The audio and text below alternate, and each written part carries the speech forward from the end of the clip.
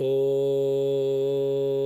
Tava Kathamritam Tapta Jivanam Kavibiriditam Kalmashapaham Shravanamangalam Srimadatam Bhuviganantiye Bhurida Janaha. Good evening, everyone. Nice little intimate gathering here. Welcome to our ongoing class on the Gospel of Sri Ramakrishna.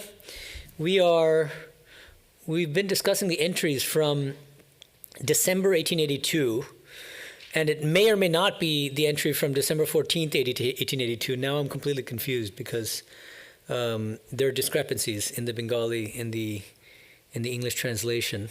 But I believe this is the authentic December 14th, 1882. At least it's listed as such in Nikhilanji's, and it's also listed there as December 14th in the Bengali. But if you look at the previous classes, you'll see why I'm a little bit confused. But I think it's December 14th, 1882. And we're discussing a new chapter. In the English, the chapter is called The Master and Bijoy Goswami. But in fact, it's a bit longer. The title is Shri Yukta Bijoy Krishna Goswami o Onnando Bhaktir Prati Thakur Shri Ramakrishna Upadesh, which means Bijoy Krishna Goswami and other bhaktas. Sri Ramakrishna gives teachings to Vijay Krishna Goswami and other bhaktas as well. That's the whole title. Okay. Pratham Parichid, first chapter, chapter 1. And then M, as he often does, gives an epigraph for the whole chapter from the Bhagavad Gita, one of his favorite scriptures. 2.20, one of the most famous verses. Najayate. You can't. Mriyate va kadachin naim bhutva bhavita vanubhuya ajo nityah shashvatoyam purano na hanyate hanyamane sharire. A very famous verse from the Bhagavad Gita, which is often recited at Hindu funerals, because it tells us that the body can never die because it was never born, and it remains ever eternal, and so on. Okay, why that epigraph? M is a very smart man, and so he comes up with clever epigraphs for his chapters, and this is no exception. One of the main topics discussed here is suicide, the dark topic of suicide. And in fact, the section heading for the first section of this chapter is Mukta Purusha Shoritag ki Attohatta.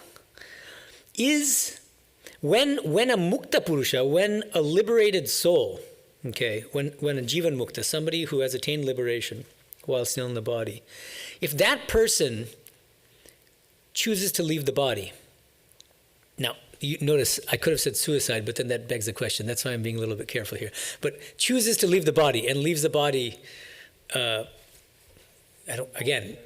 voluntarily, you can't really say prematurely if it's meant to be, but anyway, so shoritag is the Bengali word. Shoritag, tyaga, sharira means body, and tyaga means leaving it. So, is it really considered suicide when somebody who has attained liberation chooses to leave the body? That's the section heading. It's a very interesting discussion. So let's plunge in. I'll read the first paragraph, and then I'll start discussing, comparing with the original, because there are discrepancies. Okay. Thursday, December 14th, 1882. It was afternoon. Sri Ramakrishna was sitting on his bed after a short noonday rest. Bijoy, Balaram, M, and a few other devotees were sitting on the floor with their faces toward the Master. They could see the sacred river Ganges through the door. Since it was winter, all were wrapped up in warm clothes. Bijoy had been suffering from colic and had brought some medicine with him. Okay, let's pause here, because right off the bat, there are quite a few differences between the original and the translation. The differences have to do with, most of the information's there, but Nikhilanji, for whatever reason, rearranges the sentences in some of the paragraphs. Okay. And then another thing he does is sometimes omits sentences. So I'll give you an example. This is how the section starts in the original Bengali. Dokhineshwar Kalibarite Srijukta Bijoy Krishna Goswami Bhagavan Shri Ramakrishna ke darshan korite ashiachen. First sentence. Bijoy Krishna Goswami comes to Dokhineshwar in order to see Sri Ramakrishna. That's the first sentence. So it's completely different from the translation. Shunge tin charti Brahma Bhakta. Along with him, by boat presumably, come 3 or 4 Brahma Bhaktas, which means followers of the Brahma Samaj, because Vijay Krishna Goswami was the leader of a sect of the Brahma Samaj. Okay. And then another sentence that seems to be omitted, I believe, is Paramahansa Dever Param Bhakta Srijukta Balaramer Shohit Ihara Nauka Korea Kolikata Hoite Ashiachen, which means another great devotee of Sri Ramakrishna named Balaram, the great Balaram.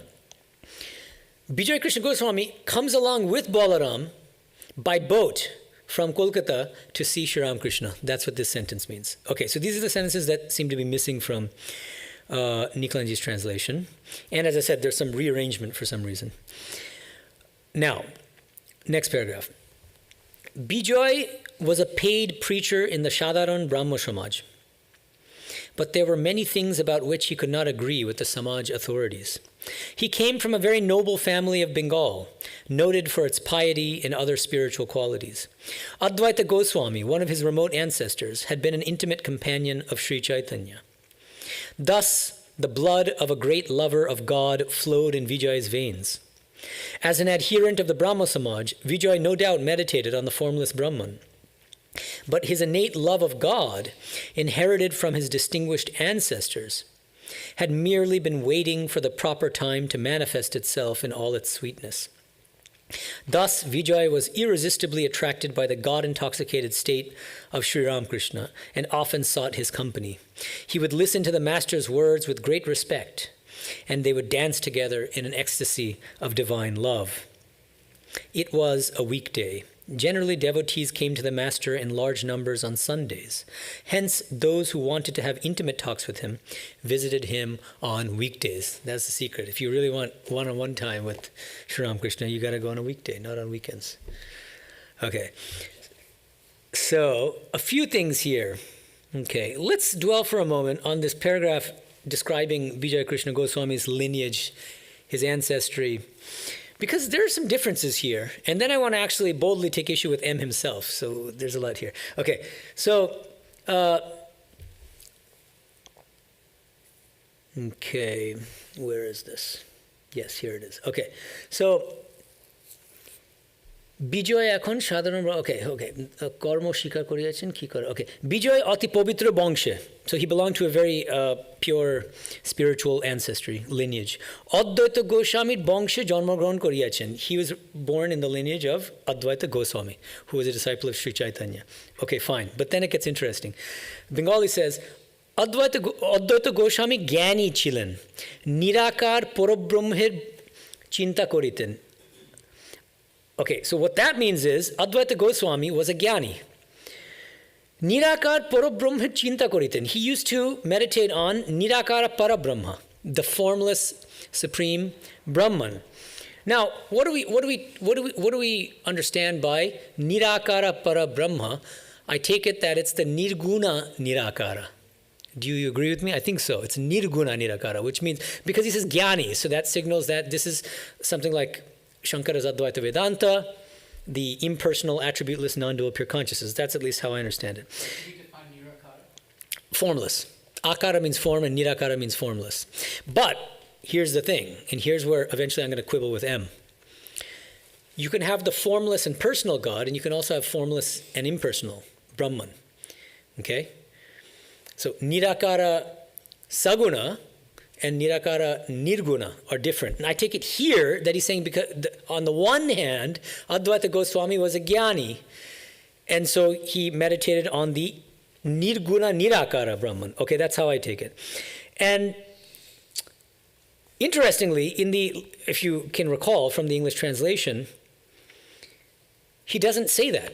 He just says, thus the blood of a great lover of God flowed in Vijay's veins. He doesn't mention the fact that Advaita Goswami was a jnani. And then the Bengali says, after mentioning that he was a jnani meditating on the formless, absolute, formless Supreme Brahman, then he says, Abar, again, bhaktir parakashta dekhaiya giyachen. At the same time that he was a jnani, Advaita Goswami was also a great bhakta. He reached the summits of bhakti and he showed everybody the heights of bhakti. So this is, I think it's an important omission, right? Because he's explaining Vijay Krishna Goswami's lineage. Advaita Goswami it goes, if you go far enough, you hit Advaita Goswami. What's striking about Advaita Goswami is because, like Chaitanya, he was a supreme jnani and a supreme bhakta. And he meditated on both the impersonal absolute and also on the personal God. Okay. Then, here's where I quibble with M. As an adherent of the Brahmo Samaj, Vijay no doubt meditated on the formless Brahman. Okay, so here the Bengali is Bijoyo Brahma Samaje ashiachen. Okay, Bijoyo Brahma Samaje ashiachen. Nirakar Porobrahmet chinta karen. So exactly the same language is used. So just as Advaita Goswami was a jnani who used to meditate on Nirakara Para Brahman, the formless supreme Brahman, exactly like that, Vijay Krishna Goswami, here, M says, he was a member of the Brahma Samaj. Nirakar Poro Brahma Chinta Karan. So M says, this is what M seems to be saying, because he was a follower of the Brahma Samaj, therefore he also meditated on the formless supreme Brahman. And then, in the English goes, but his innate love of God, inherited from his distinguished ancestors, had merely been waiting for the proper time to manifest itself in all its sweetness. But ultimately, he had this seed of bhakti in him that goes back to Advaita Goswami, and that's why he hit it off so well with Sri Ramakrishna. That's the idea. Now, the quibble I have is, and you can argue with me if you think I'm wrong, if you actually look at Brahma Samaj theology, it's not actually, there's no emphasis at all on the Nirakara. They don't emphasize the formless impersonal Brahman. In fact, if you look at the father of Rabindranath Tagore, his name was Devendranath Tagore. He's one of the earliest founders of the Brahma Samaj. And he wrote polemical treatises criticizing Shankara's Advaita Vedanta for putting bhakti on a lower footing. Because they were bhaktas. This is something that Sri Ramakrishna himself says to the Brahma followers in other parts of the gospel. He says, you guys are bhaktas. Even if you don't accept incarnations, even if you don't accept forms of God, you're still bhaktas. So I think here, M is running together the formless impersonal Brahman with the formless personal God. He's not able to, I think he's not able to distinguish these two very different understandings of the divine, at least here in this context. Okay, so just because he's a follower of the Brahma Samaj doesn't mean that he's going to be worshipping or meditating on the impersonal Brahman of Advaita Vedanta. In fact, he would be doing the opposite, because Brahma Samaj discourages its members from meditating on the impersonal absolute. Okay, they see it as a kind of blasphemy in a way to say, I am non-dual pure consciousness. Okay, but maybe I'm wrong. Maybe Vijay was a more unorthodox Brahma or something. I mean, people can do research on it. I'm not looking at anyone in particular here, and you can prove me wrong here. But I think he's making a bit of a mistake here. M. Okay. Now. Okay. Now we get into the dark. Suddenly, this conversation takes a dark turn. But another thing I want to mention is a beautiful little detail that's missing from the English. So I'll reread the English translation of one sentence. Thus, Vijay was irresistibly attracted by the God-intoxicated state of Sri Ramakrishna and often sought his company. He would listen to the master's words with great respect. But it's one beautiful metaphor of M's is dropped. Mantro mugdho sharpo jemon fana dhoriya shapured kache boshiya thake. So that's... Yeah, like a charmed snake who is charmed by a mantra. So it's like in India, there are these snake charmers who will use mantras to kind of make the snake do their bidding. And that's the metaphor used here, which is very beautiful. And then another beautiful little... See, M is such a... He was very literary in his sensibility. He was very aesthetic and artistic. And so he would use these beautiful analogies. And so in the very first paragraph, it's a little bland in the translation. The devotees sitting in Sri Ramakrishna's room, they could see the sacred river Ganges through the door. That's all that's written. But what does M say? It goes on, and I'm only going to read a part of it, but he says, Postar Poschim Gaya Punno Sholila Kolusha Harini Ganga, Jeno Ishwar Mondirer Padamulo Anonde Dhauto Korite Korite Jaite Chilen. Something like, just imagine, if any of you have been to Dakshineshwar, you'll know what he's talking about.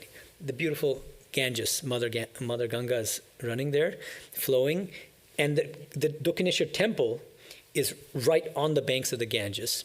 And what he's saying is, it's as if the Kalusha Harini Ganga, this Punna Sholila, so this very pure, Kalusha Harini means the remover of all sins. That's why in India, you're supposed to bathe in the Ganges as a way of purifying yourself.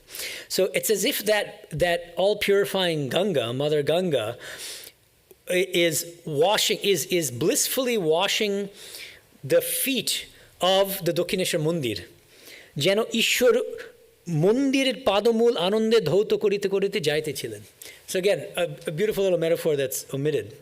But it just creates more of a vivid, a dramatic kind of a scene. A sketch is more of a dramatic scene. And it really makes you feel like you're there, you know? Okay. Now we get into the dark matter. Okay, so here we go. It just takes this turn, right? Okay. A boy named Vishnu, living in Aryadaha, had recently committed suicide by cutting his throat with a razor. The talk turned to him. Master. And here a tiny detail is missing. Bijoy Master of Bhaktadev Prati. So Sri Ramakrishna tells this to Bijoy, Master, and other bhaktas. Sri Ramakrishna says, I felt very badly when I heard of the boy's passing away. He was a pupil in a school and he used to come here. He would often say to me that he couldn't enjoy worldly life. He had lived with some relatives in the western provinces, and at that time used to meditate in solitude, in the meadows, hills, and forests. He told me he had visions of many divine forms. Perhaps this was his last birth. He must have finished most of his duties in his previous birth. The little that had been left undone was perhaps finished in this one. Okay. So I want to pause here for a second. The conversation does continue about this boy. But I wanted to raise a question first. And it's a genuine question because I don't even know the answer to the question. Here it is. So Sri Ramakrishna begins by saying, it's unfortunate or something, right? I felt very badly when I heard of the boy's passing away. But then he changes tack and he says, but I knew this person, and this boy told me that he had many visions of God, right? And then he immediately says, perhaps this was his last birth. So my question is, if any of you are familiar with my general approach to Sri Ramakrishna's teachings and my understanding of what they are, one of the things I strongly emphasize is that the forms of God are real. And the evidence I give, for instance, is when Sri Ramakrishna talks about this infinite ocean of Satchitananda, because of the gentle breeze of bhakti, that ocean water forms into ice in different places. Those correspond to different forms of the personal God. Then with the rising of the sun of knowledge, the ice forms melt. But then he says in some places the ice doesn't melt at all. Nitya Shakar, Nitya Sakara. They're eternal forms of the personal God. Okay, with all that in the background, so when he says, he told me he had visions of many divine forms, I'm thinking, wow, this boy is clearly spiritually elevated. And arguably, he seems to have realized God. Because if the forms are real, what more is left? I mean, this also reminds me of Gopalirma. Because she loved Gopal, who is the child form of Krishna, and she had visions of him all the time. And then she asked Sri Ramakrishna, is this enough, or do I need to do something else? And he goes, no, this is enough. So all this stuff, I mean, I'm trying to put everything together here. Now, if you accept all of this, then why does Sri Ramakrishna hesitate a bit when he says perhaps this was his last birth? Because if this kid is having visions of divine forms left and right, why is that not tantamount to God realization? And if it is God realization, then by definition, he should be liberated. And then Sri Ramakrishna shouldn't be using the perhaps here. So what do you think? I mean, this is, or maybe I'm being nitpicky, but do you guys have any thoughts about this? I mean, there's some doubt for the narrator, right? Like he's saying that he's having visions of God. And so which is like, Can you, speak into the mic. because the perhaps might be for, he says he's having visions of God. If that were true, it would be his last birth, but we don't know that that's true. He might just be saying Okay, so one possibility, which Nish is suggesting, is that the boy is saying he had visions. I mean, since coming to the West a few years ago, many people have told me they've had visions. Now, how many of them actually had visions? All bets are off. The act of taking his own life maybe perhaps created additional karmas that he now had to resolve in a future birth. Well, okay, we have to, that's a good speculation, but when we keep reading, remind me again if you want to, pick up that thread, because I think he addresses that in a second. But here's the thing, when it comes to Sri Ramakrishna, I think it's possible with ordinary people, but he could peer right into the very depths of a person's soul. And we're about to find out he's going to refer to somebody that he knew years before, and he could tell that this kid was realized, basically. And so then the question is, well, why couldn't Sri Ramakrishna just figure out whether this kid is pulling his chain or not, about whether he had visions of divine forms? So, but it's still possible. I was thinking another reason for the perhaps might be that he doesn't want to be speaking so authoritatively in a sensitive moment when people are so emotionally affected by this young kid's death. And because he tended to hide his divinity in a certain way and said, I'm a child of God. So he would kind of downplay he probably knew, is my sense. I get this sense that if you read between the lines, he knew that this kid was already liberated, but that the public-facing statement is a little bit more cagey, that's the way I see it. Any other thoughts before we move on? Okay, so let's continue. Well, actually, before I continue, I'll mention this. And and we got Rishi back there who's got a question. Can you pass the mic over? One second. Give him the mic. I was going to say maybe he was just kind of hinting that maybe even suicide has the divine hand in it at times. Yeah. Well, I think we're jumping ahead here because, you're right. And in fact, he's going to say that that's not even considered suicide if the person's already liberated. Right.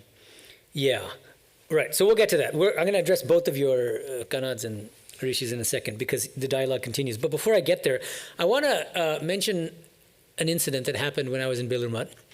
Not naming names, but some of you will probably be aware of which Swami I'm talking about. He was a great Swami, very, very senior, in his 90s. Okay. I remember he was always in bliss. He was just always taking Sri Ramakrishna, like singing Sri Ramakrishna's name. It wasn't a song, but it was just, he's like turned it into a song just by saying, Ramakrishna, Ramakrishna, like always, constantly. It was beautiful. And completely unself-consciously. It's like other people can do it as an act, but he was doing it really unself-consciously. And I would visit him once in a while. He was living there in Bilurmat. And he was so old and he had so many health issues that he had 2 brahmachari sevaks, attendants, that would help him while he was walking, and then he was taking so many medicines and this and that. So just to walk from his room to the temple, he needed these 2 attendants, and he would walk very slowly with a walker and all that. This same Swami,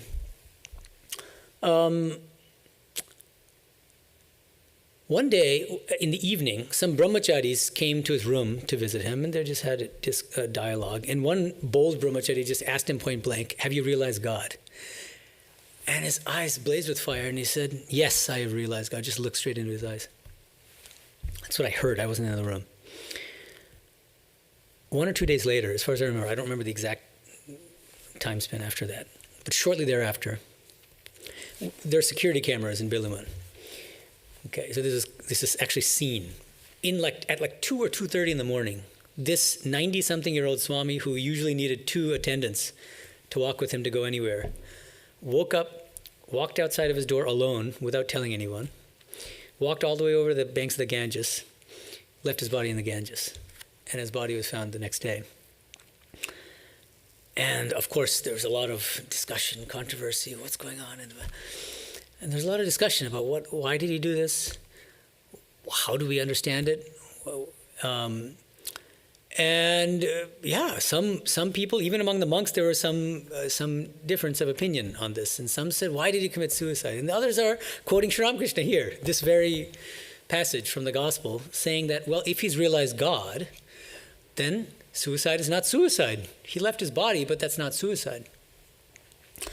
So I'm of the latter opinion, but I guess it depends on whether you think he realized God or not. I think so. That's a subjective matter. But if the person has realized God, then that doesn't count as suicide. That seems to be Sri Ramakrishna's position. So let's read on, and we'll see that, I think. So Sri Ramakrishna says, one must admit the existence of tendencies inherited from previous births. There is a story about a man who practiced the Shava sadhana. In the footnote, a religious practice prescribed by the Tantra in which the aspirant uses a Shava, or corpse, as his seat for meditation. Have you ever done that? Come on, Nish. It's all child's play until you Nish, man, come on. You call yourself a tantric? All right. All right, I'm joking. I kid. Okay. He worshipped the Divine Mother in a deep forest. First, he saw many terrible visions. Finally, a tiger attacked and killed him. Another man, happening to pass and seeing the approach of the tiger, had climbed a tree. Afterwards, he got down and found all the arrangements for worship at hand. He performed some purifying ceremonies and seated himself on the corpse. No sooner had he done a little japa than the Divine Mother appeared before him and said, "My child, I am very much pleased with you. Accept a boon from me." He bowed low at the lotus feet of the goddess and said, "May I ask you one question, Mother?" "I am speechless with amazement at your action. The other man worked so hard to get the ingredients for your worship and tried to propitiate you for such a long time, but you didn't condescend to show him your favor. And I, who don't know anything of worship, who have done nothing, who have neither devotion nor knowledge nor love, and who haven't practiced any austerities, am receiving so much of your grace." The Divine Mother said with a laugh, "My child, you don't remember your previous births. For many births you tried to propitiate me through austerities. As a result of those austerities, all these things have come to hand, and you have been blessed with my vision. Now ask me your boon." Okay, so let's pause here. It's an interesting story, isn't it? So this reminds me of a verse from chapter 6 of the Bhagavad Gita, Aneka janma samsiddhas tato yati paragatim, which means having attained perfection in the course of many lifetimes, one finally attains the highest goal, the supreme goal. And I think that's exactly what Sri Ramakrishna is saying. We don't know what these people have done in their previous life. These people who are mourning this kid's loss are thinking, this boy, I mean, he was probably a teenager. And so they're thinking in those terms, like, why? Why would a kid so young who had his whole life ahead of him, right? We would talk in those ways. And Sri Ramakrishna is seeing an old soul in a boy's body, right? This is something that you don't see superficially, but if you recognize that the soul of that boy was already highly spiritually evolved, then you're not as bothered, right? And then this also is a good way of kind of like, just ask ourselves, when did we become attracted to spiritual life? When did we start getting that inclination, those leanings, and why? Often it comes out of nowhere. In my case, it really felt like it came out of nowhere. Like my parents were not, they didn't raise me in this tradition. They came to it after I joined. They said, there must be something to tradition because our son is a better person than he was before. And then they got initiated by Gautamaji and all that. So yeah, but you can gain a deeper self-understanding actually if you accept purva janma samskaras, this idea of past life samskaras. It's because of what we did in previous births that we are born with certain innate tendencies, which other people don't have, right? But that are crucial, central somehow to our personality. Okay. So let's continue. A devotee. I am frightened to hear of the suicide.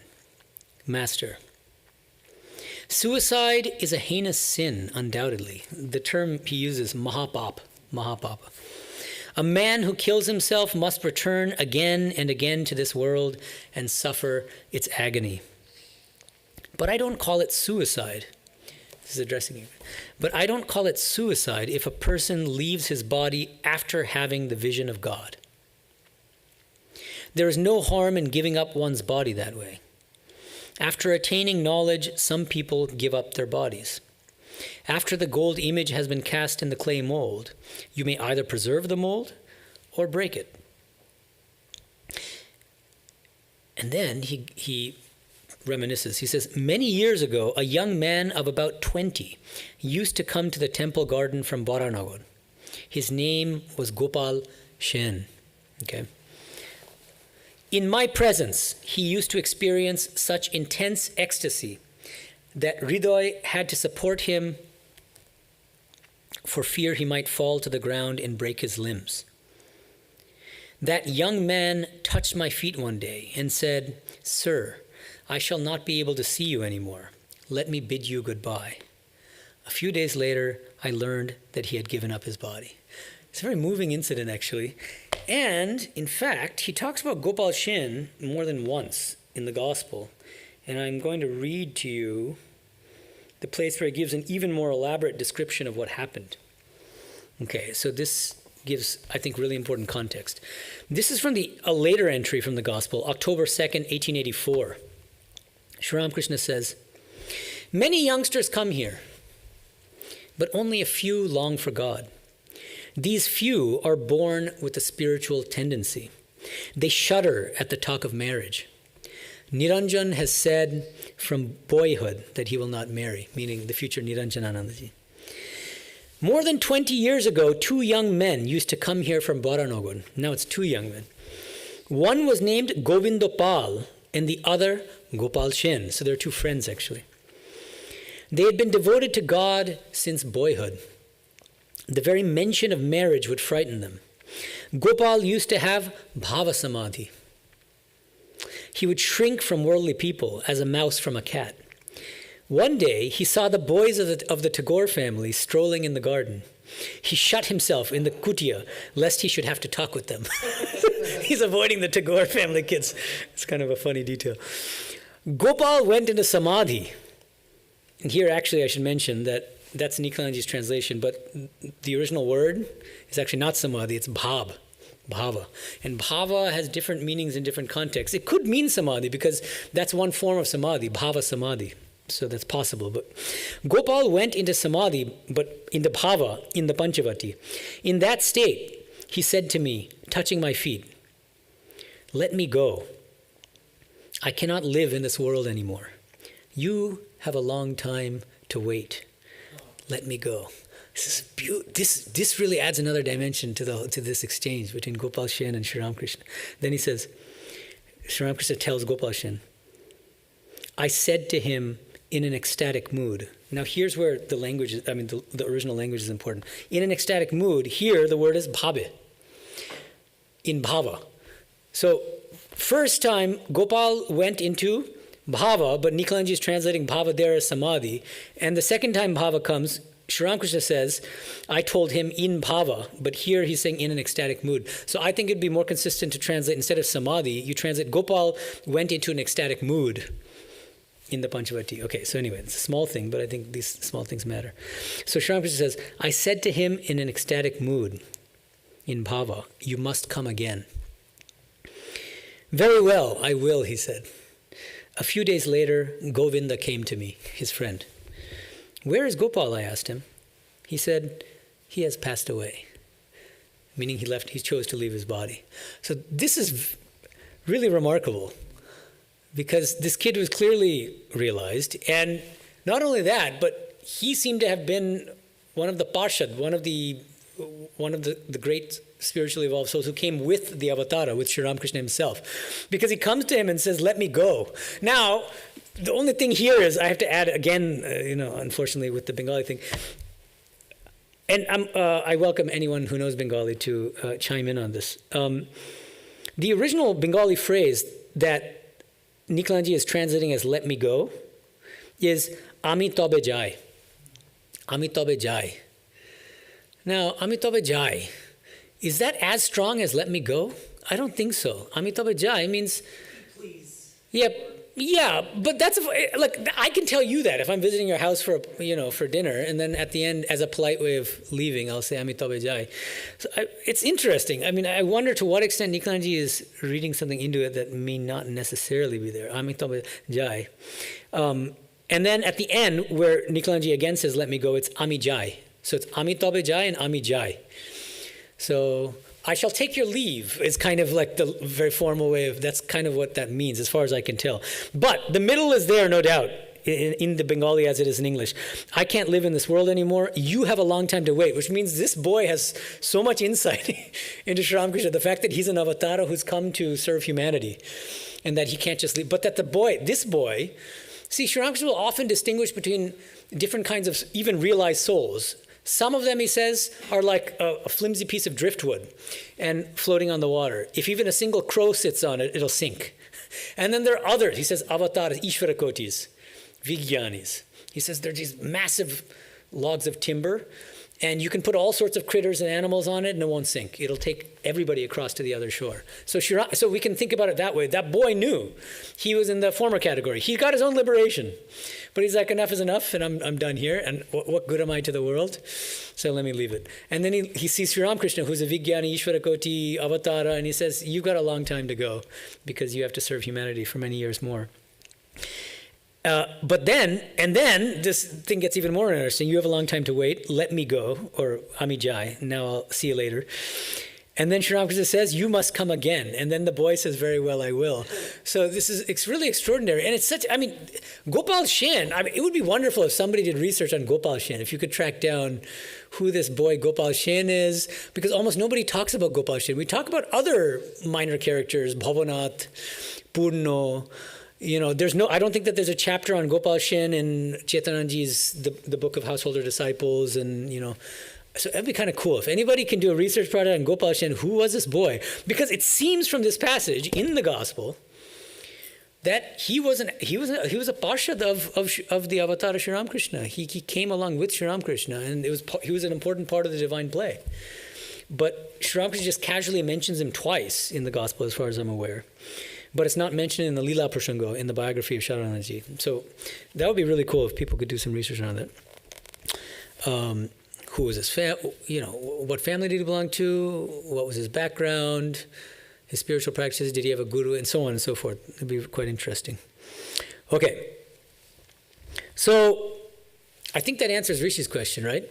So Sri Ramakrishna's position is that if you've realized God and you choose to leave your body, that's not suicide. It's only suicide if you kill yourself without having realized God, right? Then it's suicide, okay? Otherwise, if you're liberated, you're leaving the body.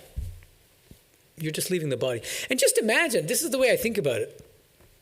We can't understand it because we haven't realized God, but if you've attained liberation in the physical body, and you're just waiting out your prarabdha karma, when you die, what happens? You're going to be in an eternal loka with God, and it's incomparably more blissful than this.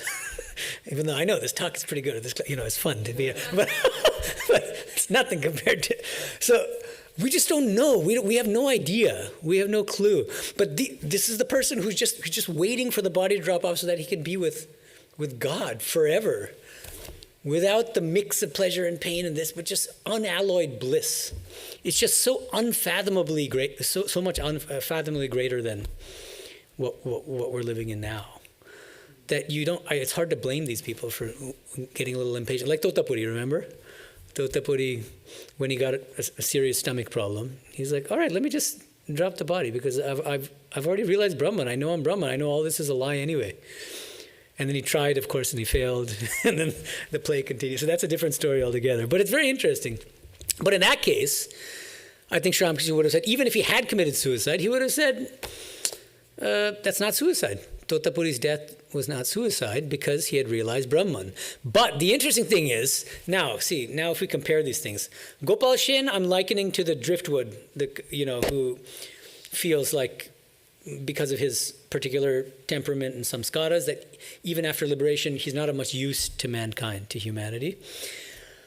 whereas Sri Ramakrishna, of course, is here for all of humanity. Totapuri is interesting because he seemed to have belonged to the driftwood category when he came to Sri Ramakrishna. He was a jnani, right? And he not only didn't care about serving others, he thought it was all a dream anyway.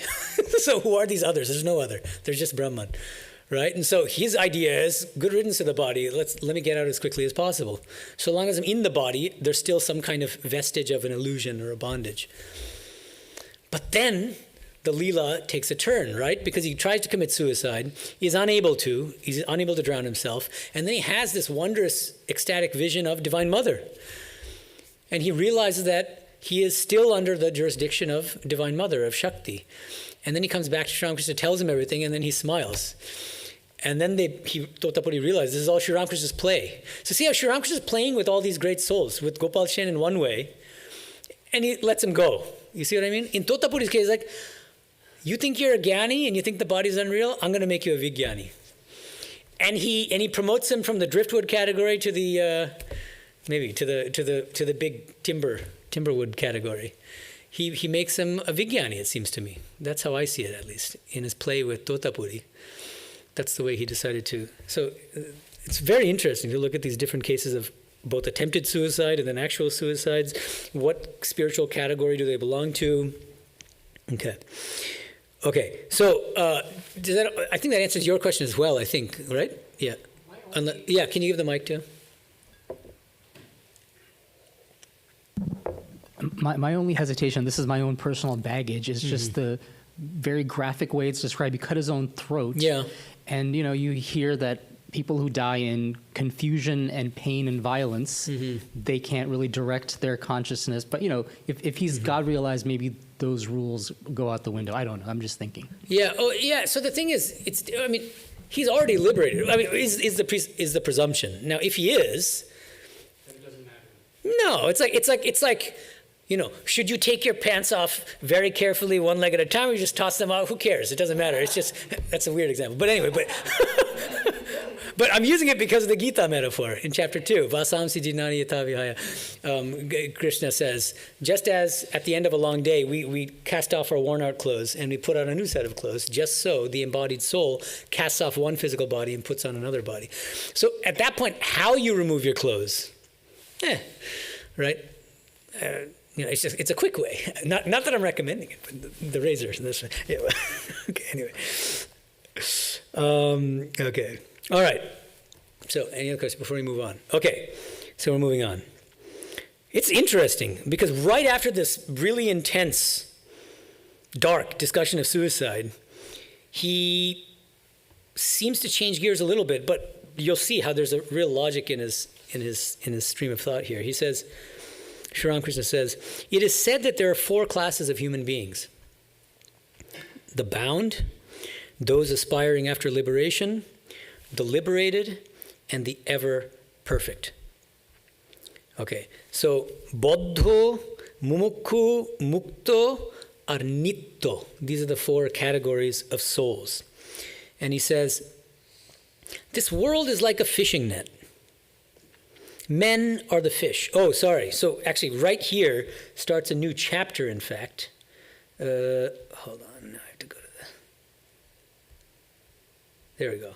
Ditya Porichid. Okay, this is chapter 2. And again, M is supplying an epigraph here, again from the Gita, 9.33, one of my favorite lines. Anityam asukham lokam imam prapya bhajasvamam. Having come to this impermanent world which is devoid of any happiness, anityam asukham lokam, imam prapya bhajasvamam, worship me, surrender to me, says Krishna. In one sentence, it explains what's wrong with the world and why we should worship God alone. Okay, so that is the chapter epigraph, and then M gives the following section title, Jeeb Jarthak. Jivas are of 4 categories. Bodho Jibet Lokhun, Kaminikanchon. The main characteristic of the Baddha Jiva, the bound soul, is an attachment to lust and greed, or to Kaminikanchon. Okay? So now, Sri Ramakrishna says, this world is like a fishing net. Men are the fish, and God. Remember, whenever he says men, that's actually human beings. Human beings are the fish, and God, whose Maya has created this world, is the fisherman. When the fish are entangled in the net, some of them try to tear through its meshes in order to get their liberation. They are like the men striving after liberation, mumukshu. But by no means all of them escape. Only a few jump out of the net with a loud splash, and then people say, ah, there goes a big one. In like manner, so it's like a fisherman, and the one fish escapes. Like, oh, darn it, that was a big one. Moby Dick. In like manner, 3 or 4 men attain liberation. Again, he means in this life. This is important because according to Sri Ramakrishna, everybody will attain liberation, just not in this lifetime, unfortunately. We'll all get liberation, some of us in this lifetime, some of us in 10 lifetimes, some of us in 1,000 or 100,000 lifetimes, but we'll all get it. But he means if you just talk about this particular lifetime. Only 3 or 4, he says, attain liberation. Again, some fish are so careful by nature that they are never caught in the net. Some beings of the ever-perfect class, like Narada, are never entangled in the meshes of worldliness. These are the Nitya Mukta. These are the ones who are eternally liberated. They were never actually bound. They were never caught in the net in the first place. So these are obviously the highest category of soul, like Sri Ramakrishna himself. Most of the fish are trapped, but they are not conscious of the net and of their imminent death. Now it gets dark again. It's kind of intense. I mean, it's one thing to know you're in the net and then try to get out of it, but these are people, they're in the net, they have no clue. But they are not conscious of the net and of their imminent death. No sooner are they entangled than they run headlong, net and all, trying to hide themselves in the mud. So they're having a blast in the net without realizing that they're about to be caught and eaten. They don't make the least effort to get free. On the contrary, they go deeper and deeper into the mud. These fish are like the bound men, the Baddha-jivas.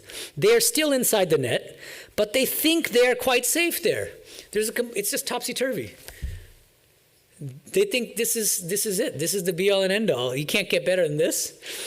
It reminds me of the other story that Sri Ramakrishna will use of Indra, the god Indra, who takes the form of a pig's body to kill a demon.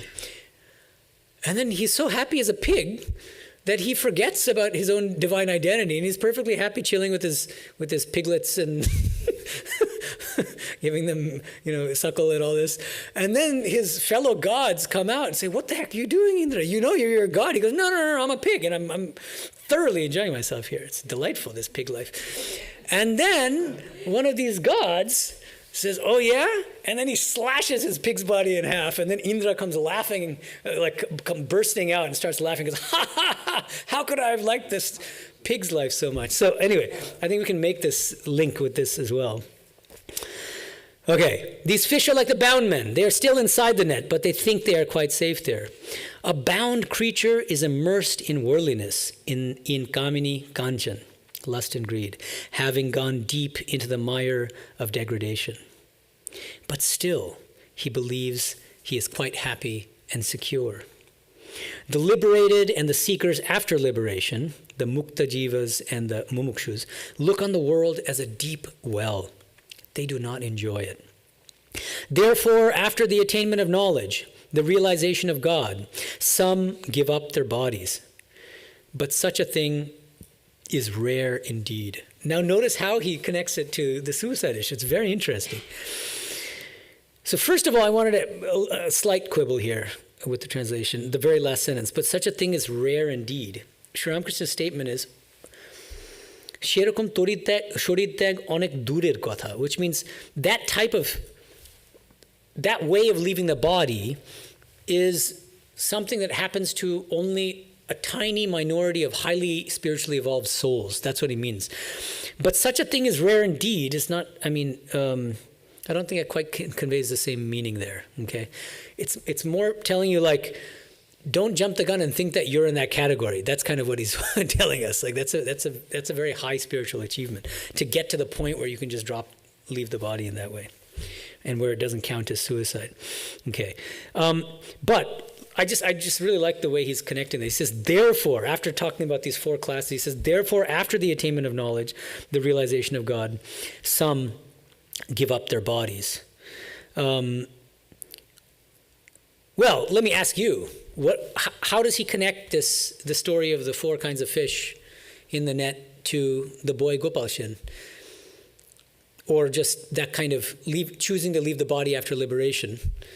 What category of jiva does that fall under, Gopalshin, out of these 4? You think he's nitya? So Nish is suggesting nitya mukta. Anyone else have suggestions as to? I think maybe one step down. That's my guess.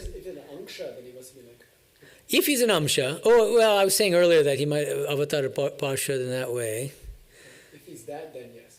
Okay, so it depends on. Okay, so I'm hearing 2 different kind of possibilities here. One is that he was in the mukta jiva category, that he was once in the net in samsara, then engaged in spiritual practices, and by God's grace, escaped from the net. So he became mukta. The other possibility is that he is nitya mukta, and he is kind of one of those ever-free souls that accompanied Sri Ramakrishna in this birth. We should explain why he would come back.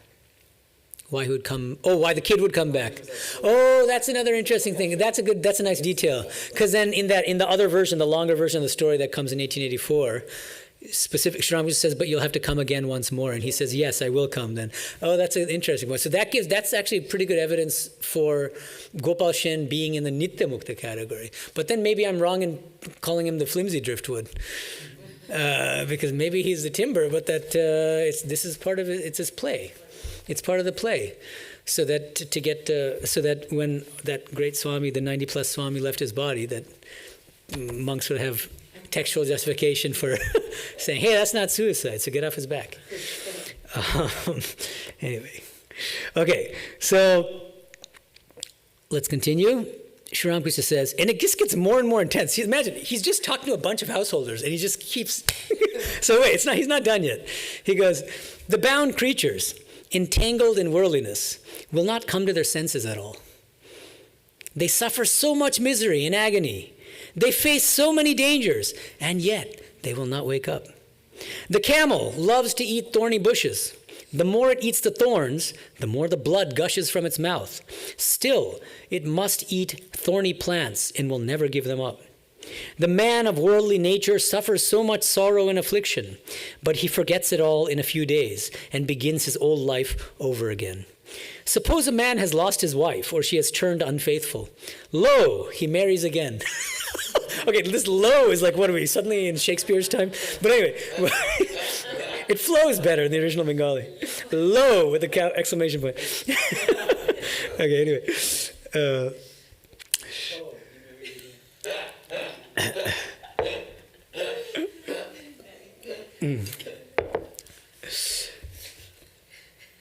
So this is interesting. There's a poignancy in this. We're in the net, but we love the net. And of course we'll suffer. All worldly people, everybody suffers in this world. But most people don't even learn from their suffering.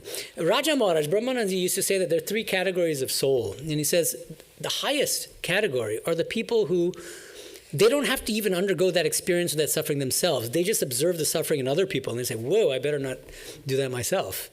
And they don't. Middle category. Somebody who undergoes an experience once, twice, thrice, but after that, they go, wow, okay, that's not what I was expecting. I've learned my lesson. I better not do that again. And they live up to it and they don't do it again. And then the lowest category, and this is really what Sri Ramakrishna has in mind. Raja Maharaj, he says, Brahmananda, he says, there's a category of people. They go through the same experience again and again, and they make the same mistakes again and again. And every time they make the mistake, they say, I'm never going to do this again. 5 days later, they do the same thing again. It's the lowest category. But of course, all of us will eventually go to the, nobody's hopeless. And if you take the long view and take into account many lifetimes, even those people in the lowest category will eventually come up to the middle category, and then those people will eventually come up to the highest category. So there's hope for everyone, and we'll all get there in the end. But we can accelerate our progress and cut out quite a few lifetimes if we listen to Sri Ramakrishna's advice here. So I think this is one of the reasons why Sri Ramakrishna will often recommend a particular prayer. He would say, pray to Divine Mother, "Oh Mother, please don't delude me with your world-bewitching Maya." Why? Because we're suffering from delusion, actually. We have no idea what true bliss is, what true Ananda actually is, divine Ananda. We have no idea. We're taking pleasure in things that are just, he says that when you realize God, the most acute, the greatest pleasures of the world become like ash, he says. But it's very hard for us to even fathom that. It's because Mother herself is deluding us. I was just thinking as I was jogging yesterday, this beautiful line from the Chandi, one of the verses, Mahavidya Mahamaya Mahamedha Mahasmritihi Mahamoha cha bhavati Mahadevi Mahasuri. Right? So this is Brahma praising Divine Mother.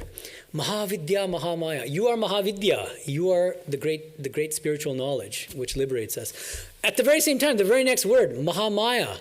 You're also the great enchantress. You're bewitching us with your Maya. Right? What's the next after that? Sorry? Mahamedha. Yeah, I should remember that. It's my name. Mahamedha. You are the great wisdom, intelligence, discrimination that helps us to get liberation. Mahamedha, Mahasmritihi. You're also that perfect memory and recollection of spiritual truths that are recorded in the scriptures, the teachings of saints and all that. And then Mahamaya, Mahamoha cha bhavati. Yeah, okay. Mahamoha. But at the same time, you are the one deluding us all. Sri Ramakrishna used to say, Divine Mother has become both Avidya Maya and Vidya Maya. Remember that? She's become both, the Maya of ignorance and the Maya of knowledge. And most of us, we're all Baddha Jivas here, we're all suffering from this Avidya Maya. So the first step is recognizing that Avidya Maya is Mother herself. And then he says, so the best way out of that Avidya Maya is to pray to Mother and say, please don't delude me anymore with the lower nature, with this Avidya Maya. Mahamoha cha bhavati, Mahadevi Mahasuri. This is also very interesting. You are both all the gods and goddesses, and you are the asuras. You're the demons. So Durga, when we do Durga Puja, she's slaying a demon. And we say, see, it's a triumph of the divine over evil. She is that evil. This is part of the divine play, Mother's play, actually. She's killing herself in the form of Avidya Maya, in the form of a demon. And same thing with Kali. She's got the whole beautiful necklace of skulls. And she's holding a severed head. That's just her too. There's nothing but her in different forms, actually. So what's the best way to get out of this delusion? You pray to the one deluding you, who is Mother herself. Right? If she wasn't a demoness, how then could I be here? Yeah, there you go. Look at that. There you go. Only demons come here. Wait, you mean here in the Hollywood Center? Or you? Oh, okay, all right. I wouldn't argue with you. Okay. All right, here we go. So now he's gonna really drive the nail into the coffin here. He goes, or take the instance of a mother. Her son dies, and she suffers bitter grief. But after a few days, she forgets all about it. The mother, so overwhelmed with sorrow a few days before, now attends to her toilet and puts on her jewelry. Now, attending to her toilet sounds kind of odd these days, but all that it says in the original Bengali is she does up her hair. Like she kind of makes it nice and whatever. Okay, then. So he just gave the example of mother. Now he's turning to the father. So he's just going one by one. So there's the husband, there's... okay, so now father. So that nobody's left out, you know? A father becomes bankrupt through the marriage of his daughters. Yet he goes on having children year after year. Low. People are ruined by litigation, yet they go to court all the same. There are men who cannot feed the children they have, who cannot clothe them or provide decent shelter for them, yet they have more children every year.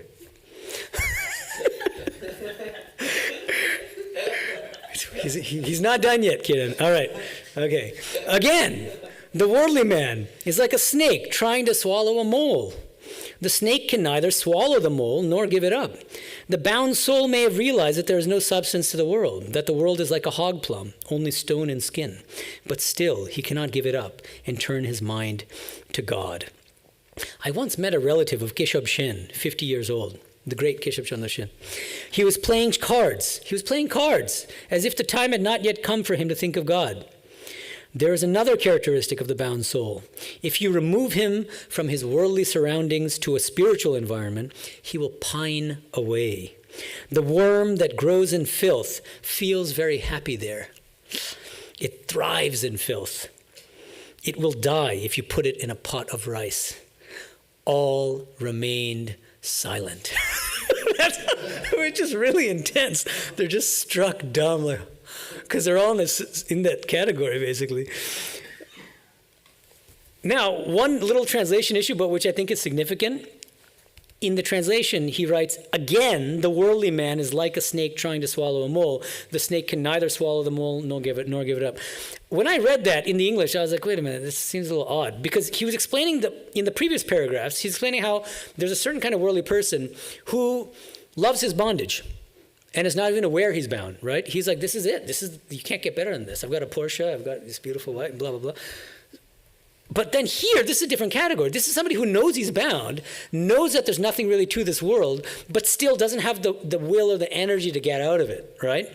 And lo and behold, if we go to the original Bengali, we'll find that what he says is actually slightly different. He says, আবার কখনো কখনো যেন সাপে ছুঁচো গেলা হয়, which means আবার কখনো কখনো যেন. So that means this is actually, it's not, see, again, the worldly man. Actually, he's distinguishing two categories of worldly person. That's what he's doing. In the previous paragraphs, he's explaining one kind of worldly person who is not even aware that they're in the net, they're not aware that they're bound, and they're turning their dungeon of bondage into this supreme heaven. The second category is somebody who knows better, actually. They have enough viveka, kind of lucidity, to recognize, oh my goodness, what have I done? And where am I? This place sucks. But they don't have the strength or the willpower to get out of it, to change their life, to get out of that bondage. And so it's a different category of worldly person that's being talked about, I think, in this second paragraph. Like a snake trying to swallow a mole. You can neither swallow the mole nor give it up. Right? The bound soul may have realized that there's no substance to the world, that the world is like a hog plum, only stone and skin, but still he cannot give it up and turn his mind to God. In Bengali, there's a cute little expression to explain this kind of person. They say, Gyan Papi. Gyana Papi. So you can just figure that out. So Gyana means you know better. You know what's right and what's wrong, and yet you do what's wrong. Papi. You still do what's wrong, even though you know it's wrong and that you shouldn't be doing it. So this is in Greek philosophy, it's called akrasia, weakness of will. You know what you ought to do, but you can't do it. And then there's this serious discussion within philosophy about whether that's even coherent, whether that's possible. If you really know that the thing you're about to do is bad for you, would a rational agent, somebody who's really rational, actually do that? Do the thing that's going to harm them? And that gets tricky. Okay. And then there's a question of long-term benefit versus short-term benefit, and these kinds of trade-offs. That often what happens is people will go for the short-term pleasure and then sacrifice their long-term good, right? The long-term benefit. But again, that's still rational. It's a rational decision. It may not be the right decision from a spiritual standpoint, but that's often what people do. That's why Gita says spiritual pleasures are ones that are like poison in the beginning, but ultimately they become like nectar. And worldly pleasures are like poison, are like nectar in the beginning, but become like poison in the end, right? So people, I think many people are so focused on the short-term benefits and pleasure that they lose sight of the longer-term harm that they're doing to themselves. Okay, all right, any questions before we wrap it up? I have no idea when the next gospel class will be, presumably sometime in December. I'm going to Boston tomorrow, so see you in 2 weeks after I get back. Around Thanksgiving time. Thank you, everyone. Yeah, okay, hold on. We got a question. So can we give the mic to Nish? So what do you make of this Majar Kuti, here I can eat, drink, and make merry statement? Okay, what do I make of Sri Ramakrishna's statement that the world is Majar Kuti? Is it in connection with anything we talked about today, or is this just... theologically this is quite challenging to me. Can you give the mic again? Sorry, just pass it. Oh, yeah. Okay. I'm say like it. theologically quite challenged by this asukam, anityam, lokam Oh, I kind see. of The vibe. Gita versus. Because the Somananda kind of position here is that like there is Lord Shiva who is absolutely unlimited. Yeah. And from his point of view, limitation is actually more desirable because it's the one thing that the unlimited being has. So like when you describe this Divya Loka as being a place of like unabashed joy without the mixture of pain, that actually sounds kind of undesirable from the Shaiva point of view. It doesn't have fullness, Jagadananda.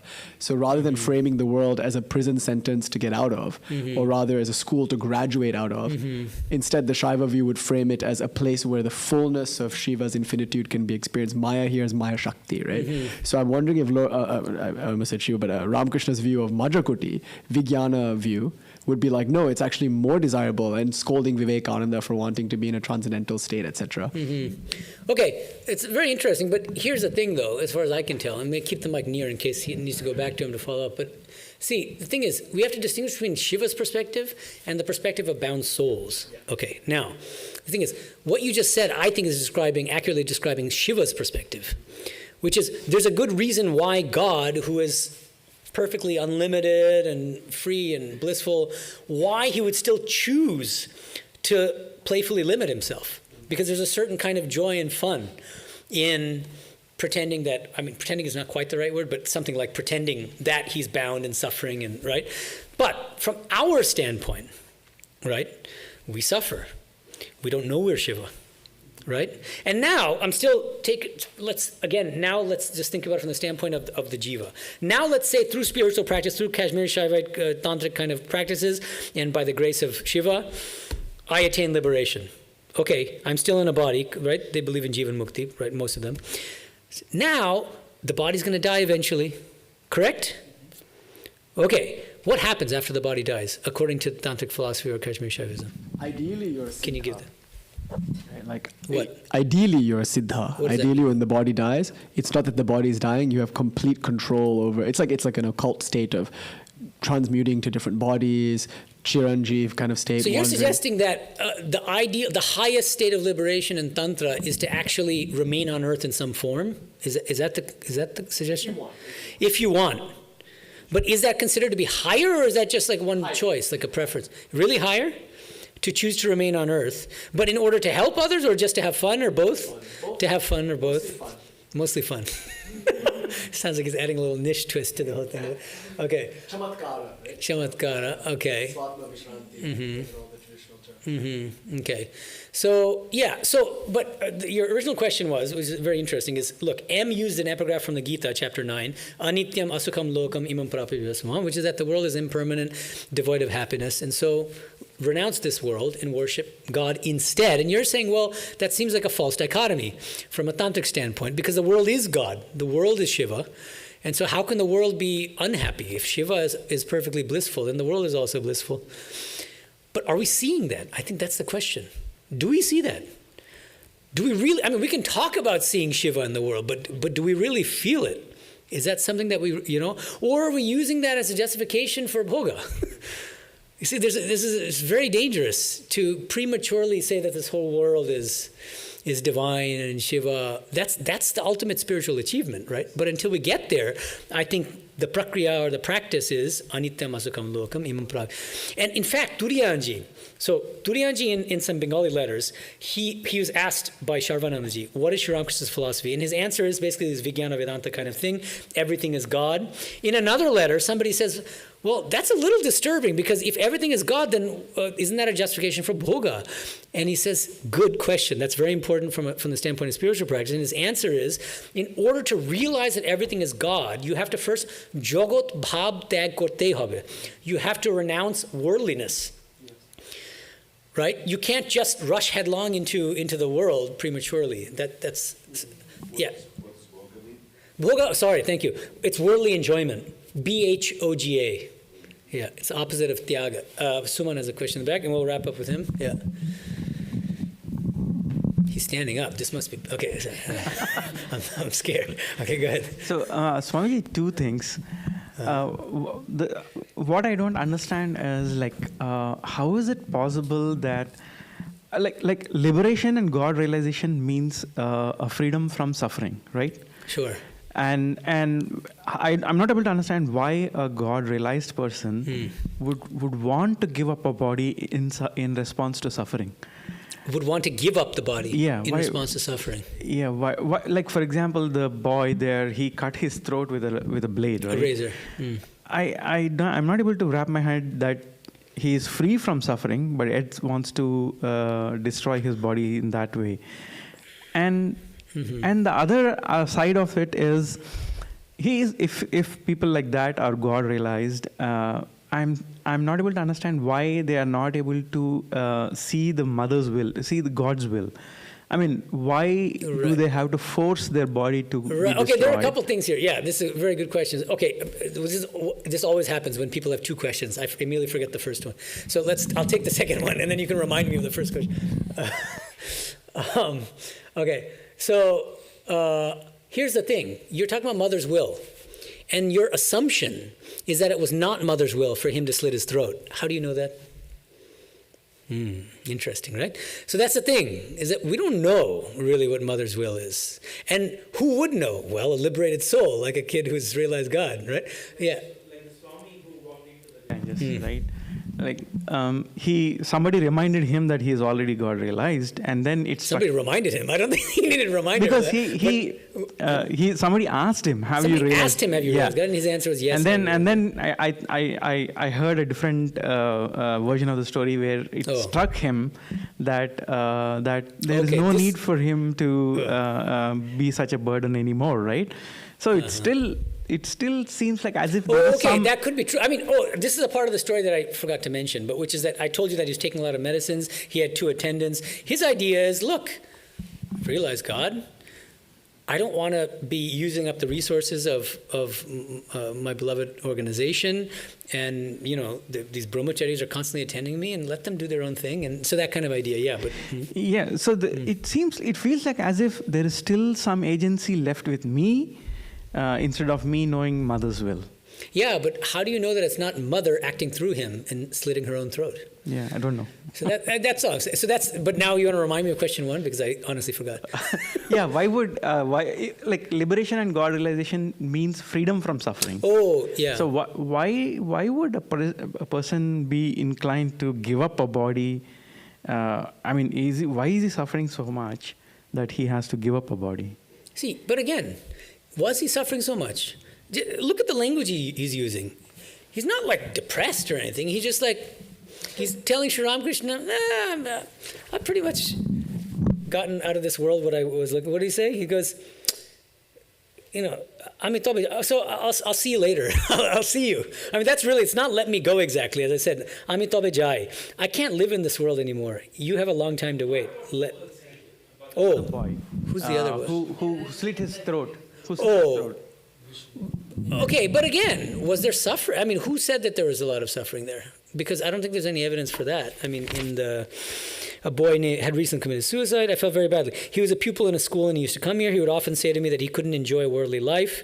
He had lived with some relatives, but he couldn't enjoy worldly life. That's not exactly that he's suffering. It's that he didn't like, the things that the world has to offer. He used to meditate a lot in solitude. He had visions of divine forms. So I don't think it's necessarily that it's not so much about leaving because they're in terrible suffering, but leaving the body because they don't need it, because the body has served its purpose, which is to gain liberation, right? That's the whole purpose. The body is just a vehicle for liberation. They've got it, so now cast off the body.